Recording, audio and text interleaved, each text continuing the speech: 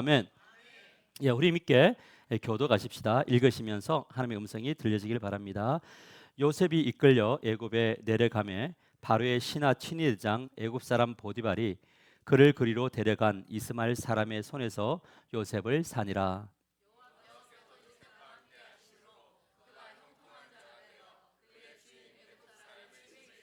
그의 주인이 여호와께서 그와 함께 하심을 보며 또 여호와께서 그의 범사에 형통하게 하심을 보았더라.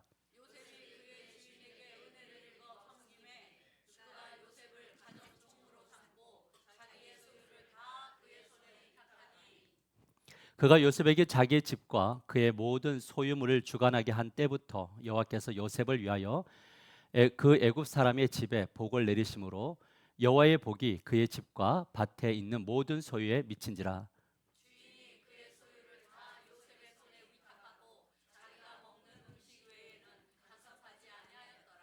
아멘. 아멘. 우리 옆 사람과 인사합시다. 예수님은 당신의 주인이십니다. 서로 인사합시다. 치열한 삶의 현장에서 또 잘 살아내시고 또 예배드리러 오신 여러분 모두를 주님의 이름으로 환영하고 축복합니다.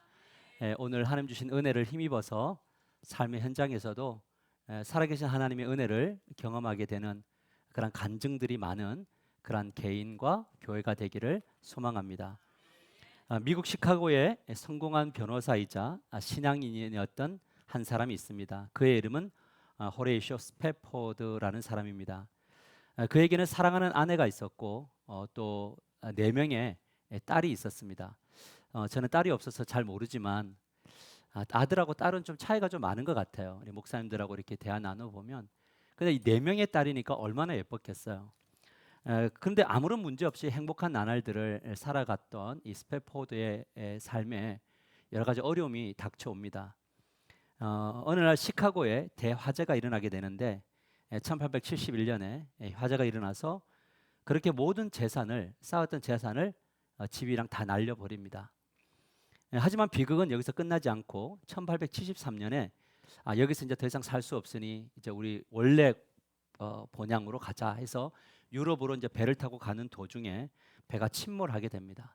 근데 이 아내와 4딸이 이제 그 침몰하는 배 속에서 아내만 살고 4명의 딸이 동시에 죽음을 맞이하게 됩니다. 스패포드는 시카고에서 이 소식을 듣고 너무나 당황스럽고 너무나 황망하고 이런 감정으로 이제 그곳에 가서 슬픔에 빠져 있는 아내를 이렇게 껴안고 딸들이 죽었던 싸늘한 죽음이 되었던 그 현장으로 가서 많이 눈물을 흘리며 아파합니다.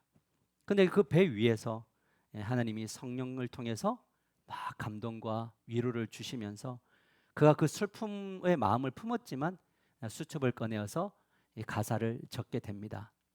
그것이 바로 413장 찬송이 됩니다. 내 평생에 가는 길 숨탄하여 늘 잔잔함 강 같든지 큰 풍파로 무섭고 어렵든지 나의 영혼은 늘 편안하다. 내 영혼 평안해. 내 영혼 평안해.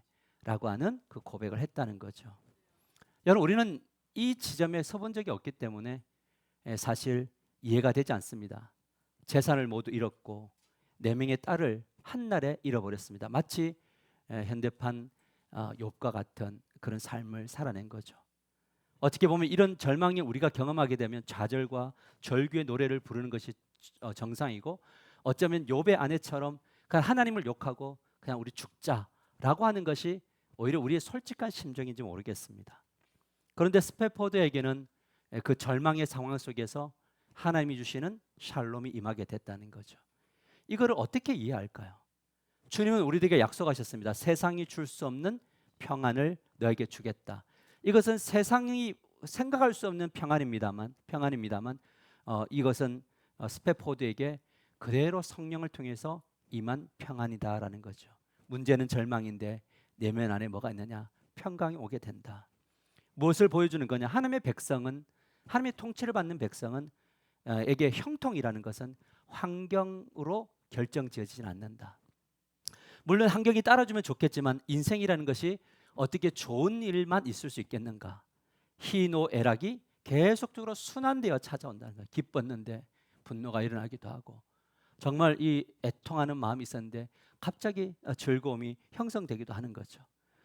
그렇게 신앙인에게 환경보다 더 중요한 것이 무엇이냐? 환경은 계속 바뀔 거니까. 더 중요한 것이 무엇이냐? 그것은 하나님의 임재를 경험하는 거다. 이거는 세상 사람들하고 이야기하는 것이 아니고 우리가 이 가운데 하나님이 임하신다, 하나님의 임재가 중요함을 아는 사람들은 항상 목말라요. 무엇을 찾게 되느냐? 하나님이 주시는 은혜와 사랑과 평안을 찾게 되는 거죠. 하나님의 임재 안에 머물면 내주에서 모신 것이 그 안에 하나님 나라가 된다라고 하는 것이 많은 신앙 인물들이 경험했고 성경이 말하는 것입니다. 그렇다면 하나님의 임재 안에 머문다는 것은 무엇인가? 그것은 바로 하나님이 여기 계시다. 할렐루야. 그 하나님이 주도권을 가지고 나의 삶을 이끌어가고 계신다. 지금 내가 절망이지만 이 절망을 이끌어 가셔서 이 절망을 결국 선으로 바꾸실 것이다. 이것을 믿기에 그 절망적 상황 속에서 뭘 하는 거냐? 최선의 삶을 살아내는 힘이 주어지는 것이고, 용기가 주어지는 것이고, 담대함이 주어지는 것이죠. 이것이 바로 뭐냐면 하나님의 임재 안에 머무는 것이다라는 겁니다. 이런 삶을 살 때 어떤 일이 일어나는가? 주어진 삶 가운데 형통, success in everything, 모든 것 안에서의 성공. 그러니까 우리 그리스도인들은 뭐냐? 지금 무너져도 성공, 일어서도 성공, 우리의 삶 속에 애매한 그 경계선에 서 있어도 성공. 왜냐하면 여기에 하나님이 계시니까, 하나님과 함께하고 있으니까. 이것이 끝이 아니다. 그러므로 우리의 삶은 형통이다는. 그래서 이 부분을 우리가 잘 알고 있는 것처럼 사도 바울은 이렇게 말했어요. 나는 어떤 형편에서 스스로 만족하는 법을 배웠습니다. 이렇게 이 법을 배웠대요. 이게 그냥 주어진 것이 아니고 법을 배운 거예요. 어떻게 배웠냐면 나는 가난하게 사는 법도 알고 부유하게 사는 법도 압니다. 배가 부르건 고프건 무유하게 살건 가난하게 살건 그 어떤 경우에도 스스로 만족하게 생각하는 비결을 배웠습니다. 이게 바로 뭐냐면 형통이고 이게 바로 성공이다라는 거죠. 할렐루야. 그러니까 그리스도의 입술 속에 형통한 사람, 성공한 사람들의 입술에 나오는 고백이 뭐냐? 그건 감사죠.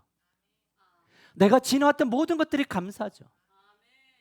내가 어린 시절부터 지금까지 기대왔던 날들 속에 엄청난 많은 굴곡이 있었지만 감사죠. 이게 바로 뭐냐면 형통이고 이게 바로 성경에서 말하는 성공이다. 만일에 우리가 세상적으로 성공을 하고 자기가 잘나면 살아가더라도 이 하나님에 대한 인정이 없는 것은 성공이 아니다. 하나님이 여기 계시다, 계셨고 계시고 계실 것이다. 이것이 중요하다는 거죠. 그래서 상황에 따라 만족이 달라진다면 그것은 성경이 말하는 형통은 아니다라는 거죠. 그래서 오늘은 성경이 말하는 형통에 대해서 배우기를 원합니다. 그래서 오늘 말씀의 제목이 뭐냐면 형통은 환경이 아니라 임재다. 같이 읽어볼까요? 시작. 형통은 환경이 아니라 임재다. 할렐루야. 여러분 창세기 39장 1절을 한번 볼까요? 39장 1절을 보면 이렇게 말합니다. 요셉이 이끌려 애굽에 내려가매 바로의 신하 친위대장 애굽 사람 보디발이 그를 그리로 데려간 이스마엘 사람의 손에 요셉을 산이라 이렇게 이야기해요. 여러분 지금 요셉이 어떤 상태에 있는가 하면 가족들에게 버림을 받았고 또 뭐합니까? 사고 팔리는 물건이 되었단 말이에요. 근데 얼마에 팔렸느냐? 형들에게 팔릴 때는 20세겔, 은 20세겔이고 이제 애굽에 와서 이 장사꾼에게 팔릴 때는 얼마에 팔렸는지 모르지만 최소한 은 10세겔을 남기고 팔았다고 하십시다. 그러면 지금 요셉은 20에서 30세겔에 팔렸어요. 근데 2026년도 3월 26일, 25일 한국 공인금거래소에서 이 은 20세겔을 계산을 해보니까 얼마가 되느냐? 88만 원. 그리고 30세겔은 132만 원. 그러니까 이 17세의 소년이 하루에 졸지에 한날 졸지에 어떻게 되었느냐면 고작 150만 원밖에 안 되는 물건으로 지금 노예 시장에서 거래가 되고 있단 말이에요.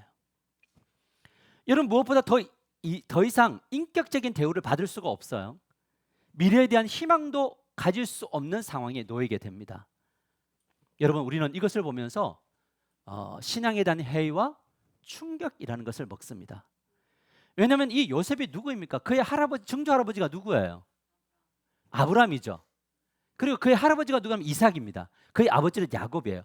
이 세 사람을 성경은 믿음의 조상이라고 한단 말이에요. 근데 이들에게 하나님이 뭘 주셨느냐? 언약을 주시고 축복을 주시고 축복을 약속했어요.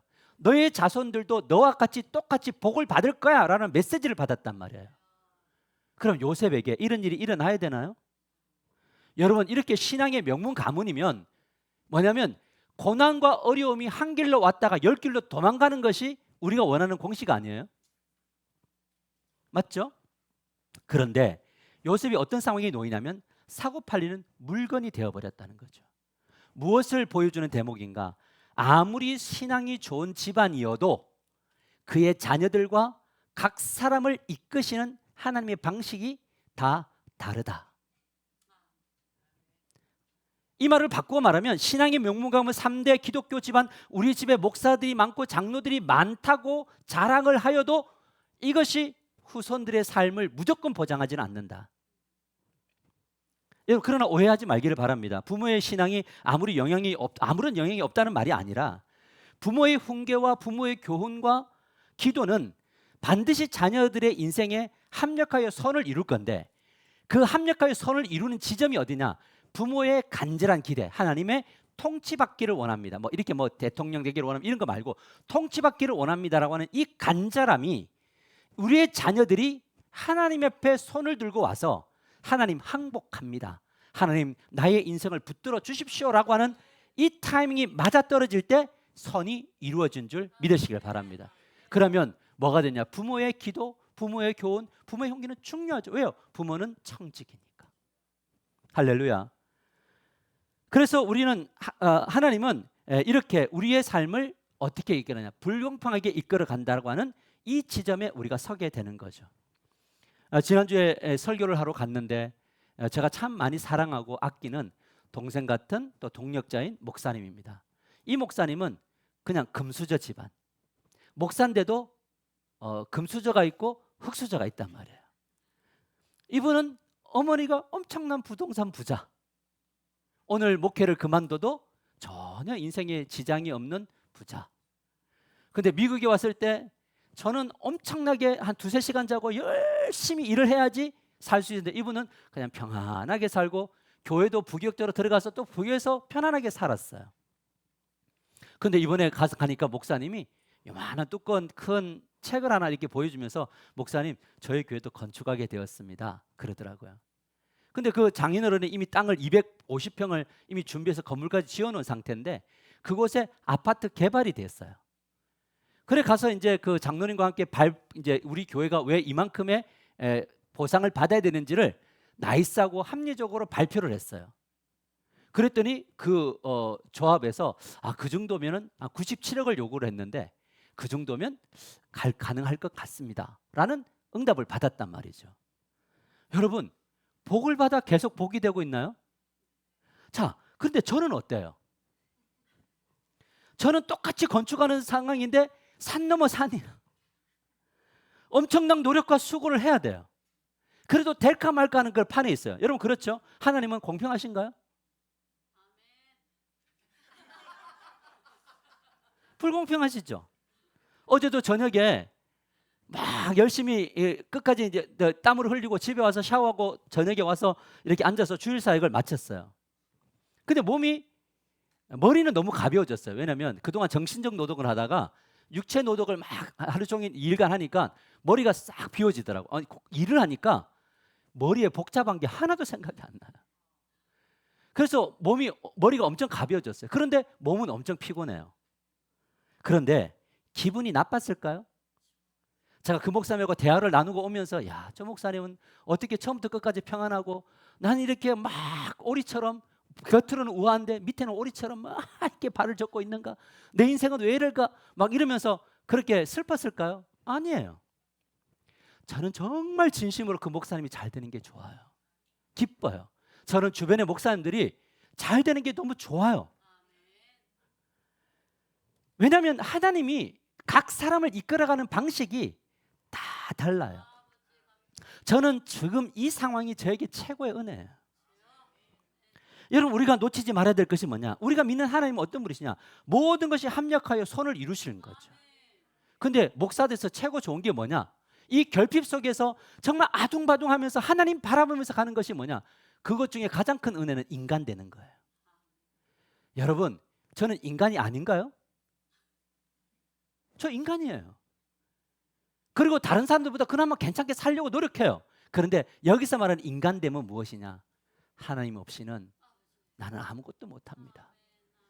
내가 처음부터 끝까지 하나님을 의존할 수밖에 없는 인생이 되는 것, 그렇게 되는 것이 인간됨이라. 성경에서 말하는 인간됨, 하나님의 전적인 의존. 하나님이 훅 하고 숨을 내쉴 때 그 숨을 내가 빨아들여야, 그 숨이 나에게 들어와야 성령의 역사가 나타나야 살 수 있는 존재, 이것을 인정하는 것이 인간됨이라는 거죠.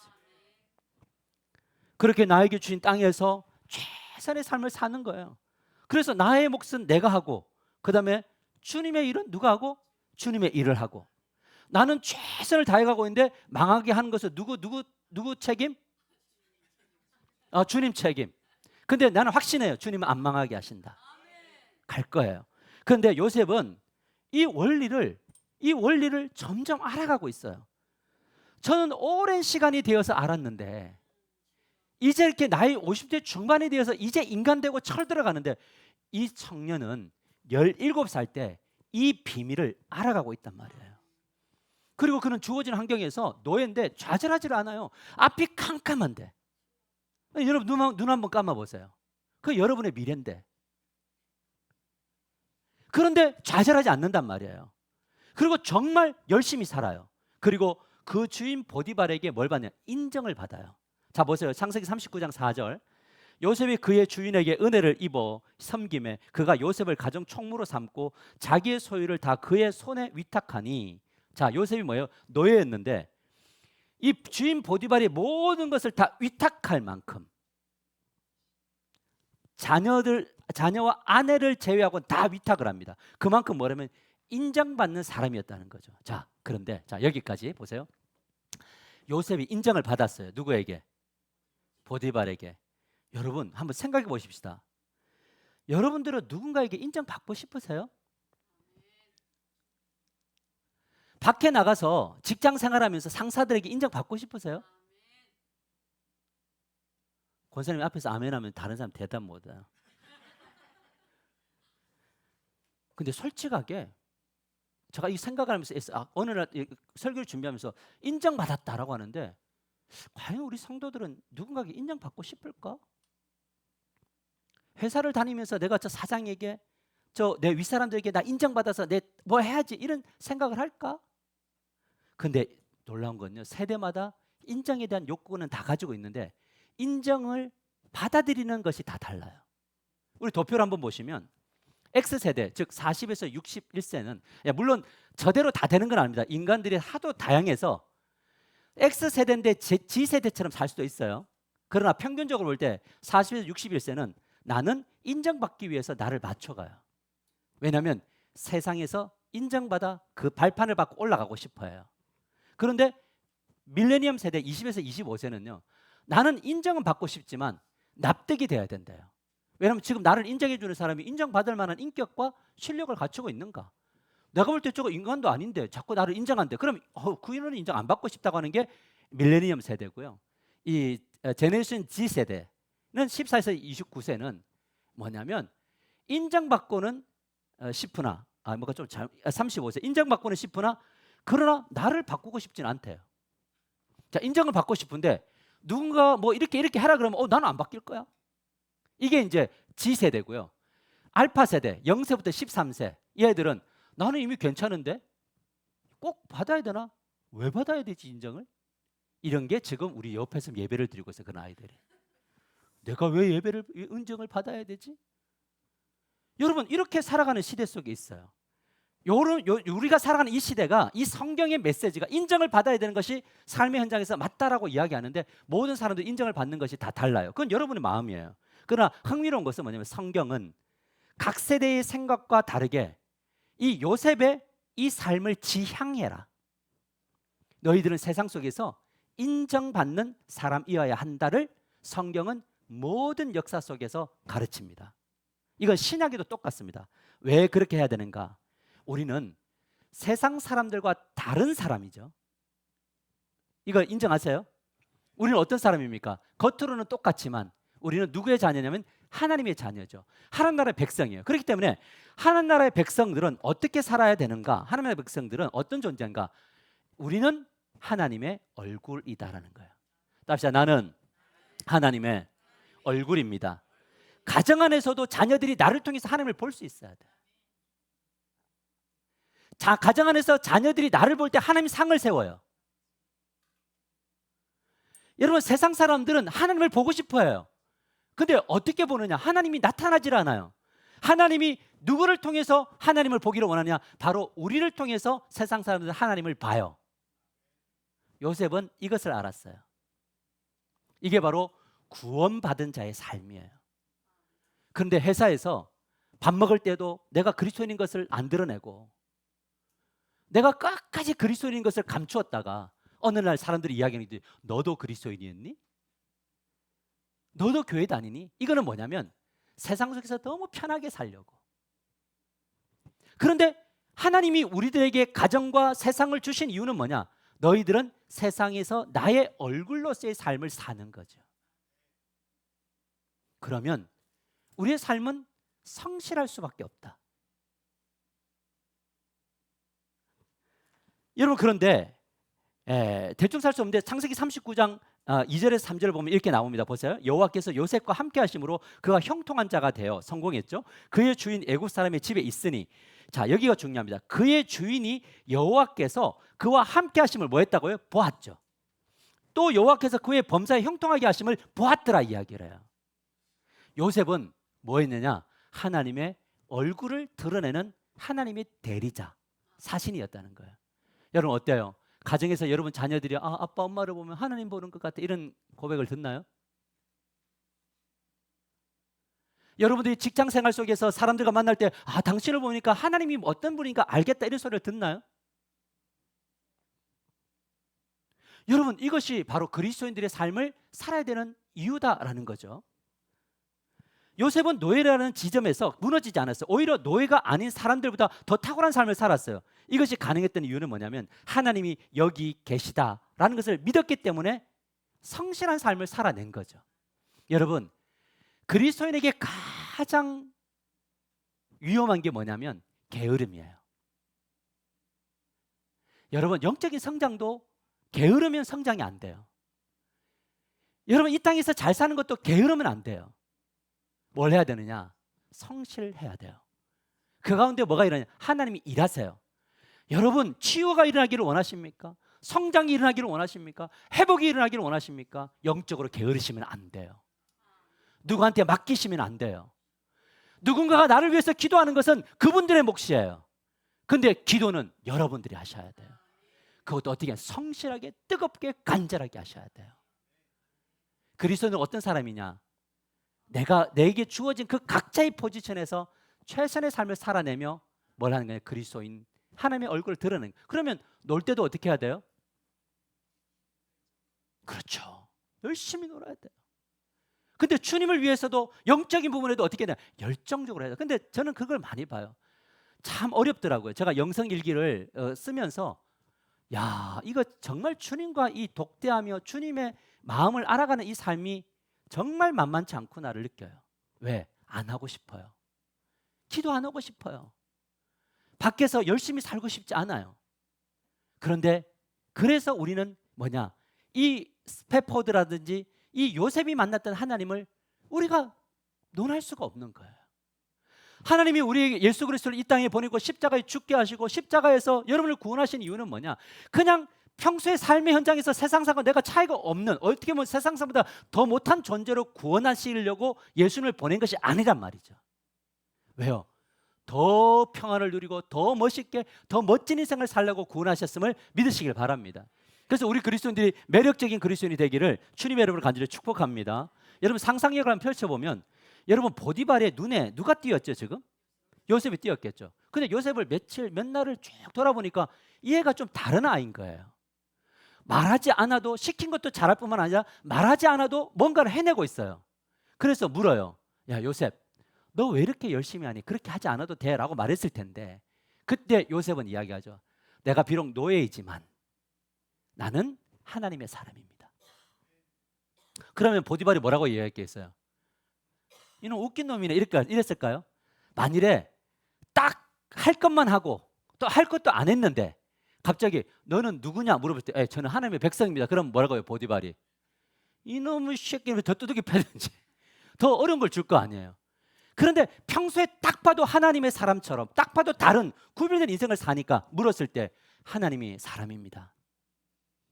여러분 그랬을 때 이 보디발의 눈에 뭐냐면 하나님을 믿는다는 것이 환경에 있지 않고 임재에 있는 거구나 라고 하는 이 막연한 해석이 일어나게 되었겠죠. 근데 놀라운 사실은 하나님이 이런 요셉을 주목하시고 요셉에게 복을 주는데 이 복이 되게 독특해요. 어떤 복을 주셨느냐? 여러분 이거 보세요. 창세기 39장 5절을 보면 그가 요셉에게 자기 집과 그의 모든 소유를 주관하게 한 때부터 맡겼는데 여호와께서 요셉을 위하여 여기 중요한 누구를 위하여? 요셉을 위하여 그 애굽 사람의 집에 뭘 내려요? 복을 내리심으로 여호와의 복이 그의 집과 밭에 있는 모든 소유에게 미친지라. 여러분 이 구절 한번 보세요. 하나님이 누구를 위하고 있죠? 요셉을 위했죠. 그렇죠? 요셉을 사랑해요. 그런데 복은 누가 받아요? 여러분 이 구절이 마음에 드세요? 요셉을 위하는데 요셉 때문에 누가 복을 받아요? 여러분이 직장 생활하는데 하나님이 여러분을 너무 사랑하세요. 열심히 일을 했어요. 근데 여러분 때문에 사장이 복을 받아요. 아멘하는 분은 사장들. 근데 일하는 분들은 입장에서 볼 때는 이게 뭐지 이게? 도대체 하나님 나를 위한다는 게 뭐야? 이런 이제 불평이 생기게 되는 거죠. 만일에 우리의 관점에서 본다면 요셉에게 하나님이 요셉을 위했다면 이 성경이 어떻게 바뀌냐면 보디발의 마음을 바꾸어 너의 해방 문서를 주고 너의 고향이 어디냐고 물을 때 나의 고향은 가나안입니다 할 때 가나안 땅으로 가는 나귀와 낙타와 물품을 주어 그를 보상하였더라. 이렇게 돼야 되나요? 아니 빨리 생각해봐요. 너무 거룩한 척하지 말고. 그렇잖아요. 그런데 여러분 어떻게 이것이 형통인가? 여러분 이것이 복이다라고 이야기하면 아마 대부분의 그리스도인들과 대부분의 사람들은 이게 왜 복이냐고 이야기할 겁니다. 뻘짓이라고 할 거예요. 왜요? 지금 내 코가 석자인데 도대체 누구를 위한 거냐는. 그러면 우리는 이 생각이죠. 어떻게든 이 노예로부터 벗어나기 위해서 어떻게 하면 주인의 돈을 빼돌리고 돈을 지혜롭게 모아서 그 돈을 가지고 노예로부터 해방되었다라가 돼야 되는 것이 정말 지혜라고 생각할 겁니다. 그런데 이것을 성경은 뭐라고 하면 이 요셉의 삶을 형통, 성공이다 이렇게 이야기를 해요. 여러분 사람들은 말합니다. 지금 현실이 너무 어려운데 왜 선교를 하냐고. 우리 지금 건축하려고 하는데 무슨 선교냐고 구제냐고. 지금 가정의 형실이 이렇게 산더미인데 왜 봉사하냐고. 왜 수고하냐고. 왜 교사 생활을 하냐고. 왜 목자 목녀를 하냐고.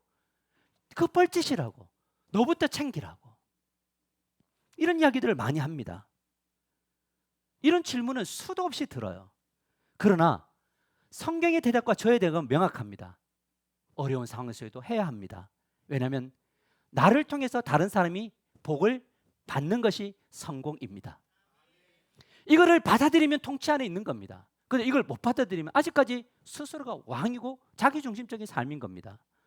우리가 남이 잘 되기 위해서 현실에 굴하지 않고 복을 받아야 되고 이 복을 받아서 우리가 복이 되는 삶을 사는 것이 형통이고 성경에서 말하는 success, 성공, in everything, 모든 상황 안에서 성공하는 겁니다. 저는 여러분들 우리 다음 세대들이 이렇게 베풀고도 넘치는 인생이 되기를 축복합니다. 할렐루야. 이것이 중요하죠. 여러분 생각해 보세요. 현실은 그렇더라고요. 시도 때도 없이 변하더라고요. 우리 교회가 그동안에 재정이 그렇게 어렵지 않게 왔는데 이제 건축이라는 걸 앞두고 있으니까 현실이 우악 줄어들어요. 그러니까 뭐도 줄어들어요? 현실이 줄으니까 심리도 오그라들어요. 여러분 그때마다 우리는 현실 때문에 희비가 교차해야 되는가?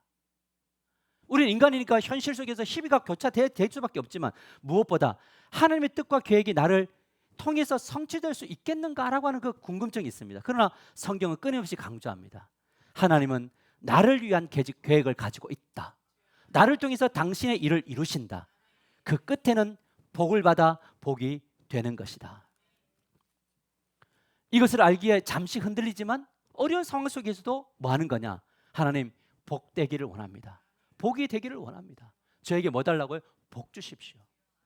영적인 복도 주시고 능력도 주시고 하나님의 물질도 주십시오 라는 그 고백을 합니다. 그런데 이렇게 입만 벌리고 있을 수 없으니 이 다양한 일이 펼쳐진 이 상황 속에서 저는 많은 일을 합니다. 잠을 줄이면서. 사람들은 그런 이야기 합니다. 저로 좀 천천히 하라고 쉬어가면서 하라고. 예, 쉬고 싶어요. 근데 지금은 그럴 때가 아니에요. 왜냐? 복을 받아 복이 돼야 되기 때문에. 그러니까 책을 쓰기도 전에 이제 하나님이 일을 하셔요. 뭐냐면 자꾸 집회를 와달라고 요청이 와요. 저 그 기도했거든요. 올 초에 하나님 올해 꼭 한 달에 2번씩은 외부로 나가서 강의를 하게 해주세요. 근데 이 강의의 목적이 뭐냐? 하나님이 나에게 주신 이 비전과 꿈을 나눌 수 있게 해주세요. 근데 지금 책도 한 권 이제 거의 다 끝냈고 2권째도 이제 써가고 있고, 그런데 하나님은 나를 통해서 하나님의 일을 행하고 계시잖아요. 이건 저의 간증이에요. 저는 여러분들에게 이런 간증이 있게 되기를 축복합니다. 하나님 저에게 복을 주십시오. 복을 받아 복이 되게 해 주십시오. 그런 삶을 사는 거죠. 그러다가 어떤 날에는 이번에도 어떤 목사님이 그러다가 이제는 누리는 것도 배워야 됩니다. 목사는 그렇거든요. 참 이게 하루 빠져서 어디 가기가 되게 어려워요. 그러나 때로는 쉼도 필요하더라. 여러분, 이것이 우리들의 삶 속에서 일어나는 게 뭐냐? 어떤 상황 속에서도 뭐 하는 거다? 감사하는 거다. 여러분, 말씀을 맺으려고 합니다. 오늘 말씀의 제목이 뭐냐면 형통은 환경이 아니라 임재다. 같이 읽어볼까요? 시작. 형통은 환경이 아니라 임재다. 그러면 뭐 환경이 필요 없다는 말은 아닌 거 알죠? 환경이 어떠하든 하나님의 임재 속에 있어야 된다. 이것을 알기에 나는 하나님은 당신의 일을 하고 계심을 믿어요. 그러면 저는 뭐 하냐면 나의 일을 하는 겁니다. 저에게 있는 꿈이란 무엇인가? 우리 하나교회에게 주시고자 하는 꿈이란 뭔가? 그것은 복을 받아 복이 되는 인생이 되기를 주님의 이름으로 간절히 축복합니다. 어떤 분들은 영적인 복을, 어떤 분은 물질의 복을, 어떤 분은 건강의 복을, 어떤 분은 시간의 복을, 이 복을 주셨을 때 이거를 통해서 어떻게 복이 될까를 기도하는 여러분들 되시기를 축복합니다. 복을 받은 것을 가두고 복을 받는 것을 유지하고 이것만을 나만 위해서 사는 이기적 그리스도인이 아니라 이 복을 어떻게 경영하며 잘 나눌 것인가라는 거죠. 여러분, 어제 그 수연동에서 이제 금요일하고 토요일하고 막 목사님 2분하고 저하고 막 듣고 했어요. 근데 야, 어떻게 한 사람의 인생이 이렇게 망가질 수 있을까? 옥상에 올라가서 이렇게 쓰레기 더미를 보는데 그 쓰레기 더미를 하나하나 계산을 해보니까 제가 볼 때는 새 거 샀을 때 억 단위가 넘어요. 거기에 세탁기, 냉장고, 이게 뭐라 그러죠? 이게 통 같은 거 이런 것들 그 하나가 엄청 비싸거든요. 그 1억이 넘는 그 재정이 그 공사비까지 다 한다 그러면 수억이 되는 그 공사가 한순간에 쓰레기 더미가 돼버리잖아요. 그 쓰레기 더미를 이렇게 보는데 제가 볼 때 한 10톤 정도, 트럭 10톤짜리가 와야지 치울 수 있는 거예요. 그래서 그걸 보니까 가깝게 이걸 어떻게 치워야 되지? 폐기물 온갖 잡것들이 다 있으니까. 그래서 안 되겠다. 왜냐면 사람들은 쉽게 이야기해요. 목사님, 저거 빨리 차 불러다가 없애라고. 근데 저는 그게 쓰레기지만 저는 다 돈으로 보이잖아요. 지금 저는 경영을 해야 되니까요. 여러분들 와서 노동합시다. 이거는 여러분들에게 돈을 아끼려고 한 게 아니고 그것은 요단강을 같이 건너자는 거고요. 그럼 수고하시고 기도하신 모든 분들이 어제 한 일당을 다 치면 여러분 고급 인력이니까 30만 원으로 보고 어제 300만 원 헌금하신 거예요. 근데 중요한 게 뭐냐? 여기서 그 톤을 갖다가 탁 하는데 이사를 25톤 차가 왔는데 땅을 판 쪽으로 들어오니까 땅이 들어가 버리니까 5톤이 더 들어가면 이 차가 못 나온다는 거예요. 그때 김용덕 집사님이 빨리 우리 무료로 주차하는 그 포크레인 기사에게 전화를 해서 지금 이런 상황이니까 좀 와줄 수 있느니까 이분이 흔쾌히 오시더라고요. 그래서 그분이 그 트럭 그 쓰레기를 다 찝어서 이쪽에 옮겨주면 그 차가 큰 차가 또 찝어서 올려가지고 거의 3분의 2 다 눌려가지고 옮겼어요. 그게 막 열심히 막 갈고 있는데 김용석 기사님이 저한테 그러더라고요. 목사님, 저 포크레인 기사에게 저 기름값이라도 좀 줘야 되지 않겠습니까? 줘야 될 것 같아요. 그러다. 그래서 제가 뭐라고 대답했을까요? 주셔야죠. 그래야지 목사인데 아니라고. 안 줘도 됩니다, 집사님.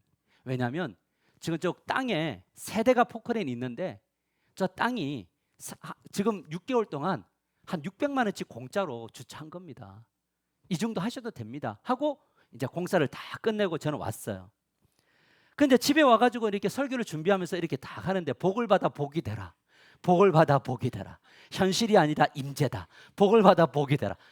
야, 그런데 그 대화가 팍 떠오르는데 김용석 집사님 저런 말을 나한테 안 해야 되잖아요. 목사님, 제가 책임지고 저 사람도 공짜로 지금 600 이상 하고 있으니 제가 하겠습니다. 안 그래도 그 여반장이란 분이 저한테 와서 계속 그랬거든요. 이거 우리가 공짜로 다 했으니 다 해줄게 이렇게 다 했는데 집사님이 베풀어야 되지 않느냐 이야기를 하길래 저 여복사의 마음에 양심에 확 와닿는 거예요. 그러면서 제가 설교를 마무리하면서 딱 떠올랐던 게 뭐냐면 혹시 이 사람들이 지금 농사하는 분들과 지금 공사하는 분들이 혹시 전도의 대상이라면 이 과정을 통해서 영혼 구원의 통로가 된다면 여러분 우리가 그 나갔던 명도할 때도 그분 나갈 때 우리 교회가 할 수 있는 최선의 것을 했잖아요. 그리고 그 밭에 있는 사람들이 그걸 다 알고 있고 또 이것을 하면서도 만일에 우리가 그분에게 수고비를 주어서 그 사람의 마음을 만져준다면 그리고 우리가 언젠가 복음을 전했을 때 주님의 역사가 나타난다면 그렇다면 지금 이 어려움 때문에 움츠러들 필요는 없겠다라는 그런 마음이 들었어요. 여러분 기억하십시오. 형통은 환경이 아니라 뭐다? 임재다. 그럼 임재의 목적이 뭐냐라고 할 때 그 임재는 우리의 누림에가 있는 것이 아니라 뭐냐면 복을 받아 복이 되는 곳에 있다는 것. 여러분 우리가 다음 세대를 바라보면서도 참 제가 이제 고민이 많이 생겼어요. 어떤 고민이 생겼냐면 이번 주에 그 PCA라고 하는 그 미국 장로교회가 있어요. PCUSA, PCA가 있는데 이 PCA는 우리 이제 전통 보수 진영의 교단이에요. 근데 거기에 위스콘신이라고 하는 데가 있는데 그 시카고 위쪽에 위스콘신이라고 하는 엄청 추운 지역이 있어요. 그 추운 지역에서 이 장로교회가 하나밖에 없고 대부분 루터란 교회인데 이 목사님이 그곳으로 가서 개척을 시작을 했어요. 근데 개척을 시작하면서 요즘 아까 말했던 제네리온 Z 세대가 이제 아버지 세대가 목회를 하면서 존중받지 못하고 존경받지 못하는 것을 미국 사회에서 미리 경험을 한 거죠. 목사는 존경받지 못하고 가난하구나, 힘들구나, 정신적인 스트레스를 받구나. 그러니까 다음 세대 아이들이 목회를 안 하겠다는 거죠. 그럼 지금 누구의 상황과 똑같아요? 우리 교회 상황하고 똑같잖아요. 우리 한국 교회하고 똑같잖아요. 근데 이 목사님이 뭐냐면 하나님 앞에 기도를 해서 하드워크와 소프트워크라고 하는 그 시스템 속에서 하드워크, 신학은 신학교로 보내고 목사를 양성하는 것은 이 목사님이 자체적으로 재단을 만들어서 설립을 해서 목사를 양성하는 신학교를 졸업한 목회자를 양성하는 프로그램과 단체를 만들었어요. 교단의 도움을 받지 않고 자체적으로. 그리고 펀딩을 해서 이사진들을 모으고 여기에 했는데 여기 과정이 굉장히 어려워요. 스피리추얼 포메이션이라고 해서 영적 형성, 그다음에 정서적인 것, 그다음에 여러 가지 목회 기술, 스피치, 글쓰기 이런 것들 다 가르쳐주고 마지막에 사모와 목사 후보생을 데려다가 면접을 보고 철저하게 면접을 보는 거예요. 그래서 거기에서 키워내서 이 세대 중에 목회자를 세워지고 지금 위스콘신에 그 장로교회가 16교회가 세워졌고 전부 다 100명, 500명 교회로 성장하고 있다는 거예요. 근데 제가 충격받은 게 뭐냐면 제가 질문했어요. 손을 들고 목사님 그러면 이 개척하는 교회의 재정과 생활은 어떻게 합니까? 우리는 어때요? 우리 한국교회는 개척하면 개척교회 목사가 다 알아서 해야 되나요? A부터 그래서 요즘에는 생계형 목회자들이 지금 그래도 사명받은 젊은 친구들이 카페를 하고 일을 하면서 생계형 목회를 하는 분들이 되게 많아졌어요. 지금도 목회를 하다가 생계형으로 간 분들이 많아요. 그러니까 우리 한국교회 현실은 이렇습니다. 그래서 우리 고신교단이 그분들을 초청했는데 우리 고신교단에서 교단에서 전도부가 배정된 금액이 6억밖에 안 돼요. 그런데 그래서 질문했더니 거기는 얼마냐면 486억. 그리고 그러면 이 개척 후보로 딱 결정된 분들에게는 뭘 하는가, 얼마를 생활비를 지원하느냐 물어봤더니 10만 불에서 15만 불. 그러니까 우리나라 돈으로 말하면 목회자가 한 달에 1,500에서 2,000 월급을 받고 사례를 받고 개척으로 뛰어들어요. 저는 여기서 무엇을 봤냐면 486억이라는 재정이 어떻게 만들어졌느냐. 우리는 그럴 거잖아요. 486억을 왜 저런 데 쓰지라고 하지만 주님의 꿈은, 주님이 죽으신 이유는 교회를 세우기 위해 죽으셨죠. 주님의 죽으심은 건물을 세우기가 아니라 교회를 위해 세우기 위해서 죽으셨죠. 교회를 세우기 위해 죽으셨다는 건 뭐냐면 교회를 통해서 세상을 구원하시는 거죠. 그러면 교회의 목회자가 너무 중요하죠. 근데 오늘날 목회자는, 옛날에는 다 어렵기 때문에 손가락 빨고 목회하는 사람들이 새 있었어요. 그러나 지금은 그렇게 목회를 하면 목회가 안 되는 시대란 말이에요. 그러니까 그 목회자들이 힘있게 본질적인 것을 할 수 있도록 밀어줄 때 뭐냐면 10만 불이라는 것을 아낌없이 젊은 세대 목회자들에게 투자하는데, 그랬더니 뭐가 되느냐, 하나님의 나라가 확장되는 거죠. 이 486억을 누가 헌물했느냐, 누가 도네이션 했느냐, 이 하나님 나라를 위해서 쓰이고 싶은 그 가슴 뛰는 누군가가, 가슴 뛰는 부자가, 가슴 뛰는 성공한 사람들이 나의 이 부분들을 투자해서 하나님의 나라가, 위스콘신에 하나님의 나라가 이 땅 가운데 흘러가기를 원하는 그 꿈을 꿨단 말이에요. 그러니까 미국은 참 좋은 게 뭐냐면 개인 수표가 있어가지고 예배를 드릴 때 감동이 오면 은행에 있는 잔고만큼 그 자리에서 바로 써서 바로 헌금을 해버리는 도네이션 문화가 엄청 강해요. 그래서 제가 그걸 보면서 야, 우리나라 고심 멀었다, 우리나라 멀었다, 그런 생각이 들었어요. 그래서 저는 그 생각을 했어요. 우리 수도권이나 서울에 가면 여전히 가슴을 뛰는 분들이 많거든요. 정말 하나님 나라를 위해서 헌신하고 싶고 하나님 나라를 위해서 투자하고 싶고 하나님 나라를 위해서 자신의 것을 떼어놓고 싶은 사람들이 너무 많아요. 사실 없는 게 아니에요. 욕할 게 아니에요. 진짜 많아요. 그렇게 해서 하나님의 나라가 세워져 가고 확장되어져 가고 있다는 거죠. 선교를 가서 정말 어려운 지금 선교사님들은 이제 전 세계에서 선교 우리나라가 2위였는데 이제는 뭐냐면 자꾸 밀려요. 왜 그런 줄 아세요? 한국 교회가 힘이 없잖아요.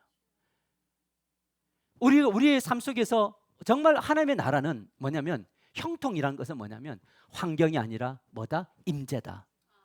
그러면 우리 아이들을 키울 때 어떻게 키워야 될까? 저는 진짜 기도를 하고 그 준비를 해달라고 하는 거예요. 어떻게 키워야 될까?